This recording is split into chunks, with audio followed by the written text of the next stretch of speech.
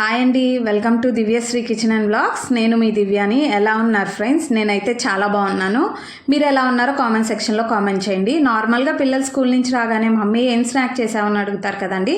అలాంటప్పుడు ఇలా చిటికలో పొటాటో ఫింగర్స్ని తయారు చేసి పెట్టండి. చాలా టేస్టీగా ఉంటుంది. ఇంట్లో ఉన్న వాటితోనే చాలా ఈజీగా ప్రిపేర్ చేసుకోవచ్చు.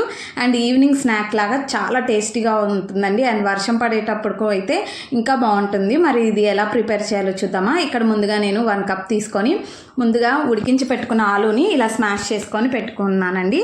ఇలా ఆలూని యాడ్ చేస్తున్నాను. ఇప్పుడు ఇందులో రుచికి సరిపడేంత సాల్ట్ని యాడ్ చేస్తున్నాను. అలాగే ఇప్పుడు 1/2 టేబుల్ స్పూన్ చిల్లీ ఫ్లేక్ని యాడ్ చేస్తున్నాను. మీ దగ్గర చిల్లీ ఫ్లేక్స్ లేకపోతే నార్మల్ కారాన్నైనా యాడ్ చేసుకోండి. అలాగే 1/2 టేబుల్ స్పూన్ ధనియాల పొడి, 1/2 టేబుల్ స్పూన్ జీలకర్ర పొడి అండ్ అలాగే 1/2 టేబుల్ స్పూన్ గరం మసాలాని యాడ్ చేస్తున్నాను. కొంచెం అల్లం కూడా యాడ్ చేస్తున్నాను.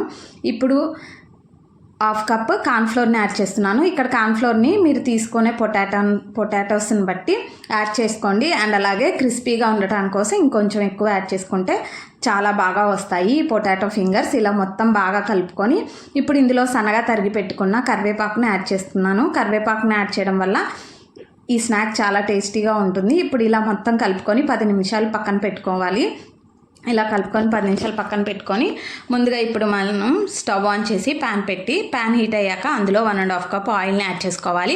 ఆయిల్ బాగా హీట్ ఎక్కాలండి. ఇప్పుడు ముందుగా మనం ప్రిపేర్ చేసుకొని పెట్టుకున్న పొటాటో ఫింగర్స్ని ఇలా ప్రిపేర్ చేసుకొని పెట్టుకోవాలి. ఇక్కడ నేను పొటాటో ఫింగర్స్ షేప్లో ప్రిపేర్ చేసుకుంటున్నాను. మీకు మీ ఇష్టమైన షేప్లో ప్రిపేర్ చేసుకోండి. ఇలా మొత్తం ప్రిపేర్ చేసుకొని ఒక ప్లేట్లో తీసుకొని ఆయిల్ బాగా హీట్ అయ్యాక ఇందులో మనం ముందుగా ప్రిపేర్ చేసుకొని పెట్టుకున్న పొటాటో ఫింగర్స్ని యాడ్ చేసుకొని మీడియం ఫ్లేమ్లోనే బాగా ఎర్రగా వచ్చేంత వరకు బాగా డీప్ ఫ్రై చేసుకోవాలి. హై ఫ్లేమ్ పెట్టడం వల్ల లోపల ఉడకదు అండ్ పచ్చిగా ఉంటుంది అండ్ క్రిస్పీగా ఉండవు. సో మీడియం ఫ్లేమ్లో పెట్టుకొని ఇలా మొత్తం ఎర్రగా వచ్చేంత వరకు బాగా కాల్చుకోవాలి.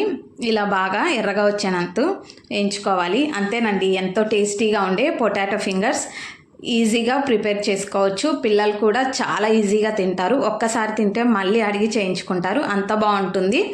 ఇప్పుడు ఇలా మొత్తం వేగిని అన్నీ సర్వింగ్ బౌల్లో తీసుకొని సర్వ్ చేసుకుందామండి.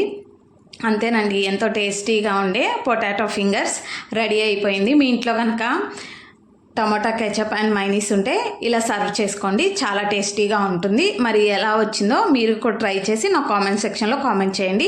ఈ వీడియో కనుక నచ్చినట్టయితే ప్లీజ్ లైక్ చేయండి, షేర్ చేయండి, కామెంట్ చేయండి అండ్ సబ్స్క్రైబ్ చేయండి. And thanks for watching.